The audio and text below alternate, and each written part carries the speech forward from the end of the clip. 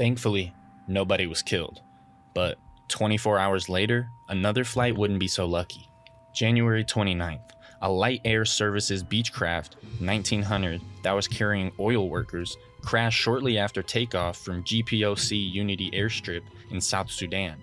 Out of the 21 occupants on board, 20 of them were killed. The aircraft was performing a regularly scheduled charter flight at around 10:30 a.m. local time. Approximately 10 minutes after takeoff, the aircraft lost height and crashed into the ground. A witness reported that a wing had snapped off, resulting in the aircraft losing altitude. Pictures shared on social media showed that debris were scattered across the site of the crash, with the aircraft upside down.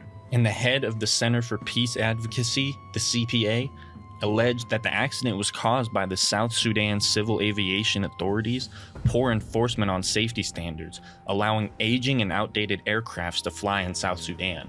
But let's continue to the same exact day over in America, January 29th.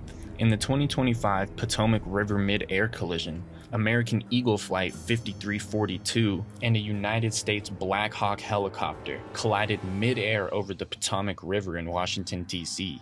The collision occurred at 8:47 p.m., about half a mile short of runway 33 at Ronald Reagan Airport. All 67 people aboard the two aircraft were killed in the crash, 64 on the airliner and 3 on the helicopter.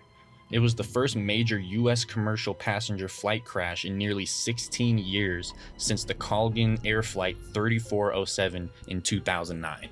This is probably the one that most of you guys have heard of and seen the photos of the most. 19 seconds before the collision, the airliner crew received an automatic alert from the Traffic Collision Avoidance System, starting traffic, traffic, traffic, traffic.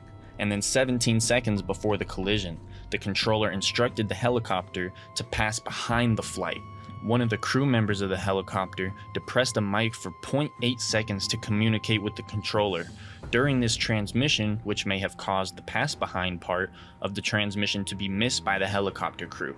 To simplify that, there was major confusion and miscommunication within this whole accident and could have easily been prevented had both parties been on the same page. But then, we went a whole 48 hours without a plane crash, following up to January 31st, when a plane would crash in Philadelphia, and that flight is MedJet's Flight 056. There were 7 fatalities and 24 total injuries on this one flight. A Learjet 55, operated by Jet Rescue Air Ambulance, crashed in the Castor Gardens neighborhood of Philadelphia, Pennsylvania, shortly after takeoff, killing everyone on board. And you may be thinking, how did everybody on board die if there was 24 injuries? Well, those injuries were people on